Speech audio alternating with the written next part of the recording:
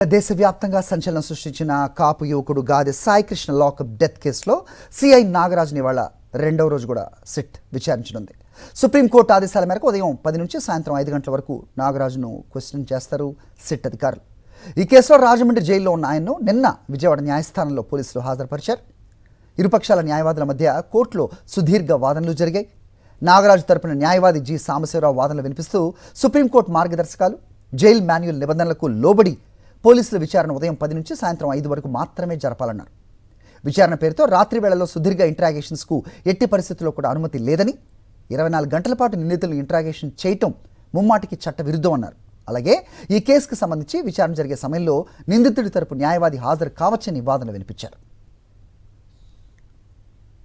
అయితే ప్రాసిక్యూషన్ తరపున ఏపీపీ సత్యవాణి వాదనలు వినిపిస్తూ కోర్టు ఉత్తర్వుల ప్రకారమే విచారణ అధికారులు విచారిస్తారని, అలాగే నిందితుడికి సిట్ కార్యాలయంలో సీసీ కెమెరాల పర్యవేక్షణలో భారీ భద్రత మధ్యే రూమ్ను కేటాయించున్నట్టుగా న్యాయమూర్తి దృష్టికి తెచ్చారు.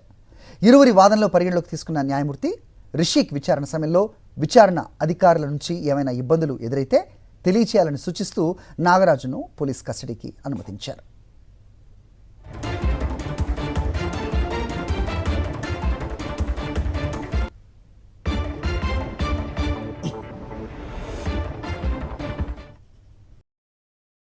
మరిన్ని అప్డేట్స్ కోసం ఛానల్ ను సబ్స్క్రైబ్ చేయండి. నోటిఫికేషన్స్ కోసం బెల్ ఐకాన్ పై క్లిక్ చేయండి.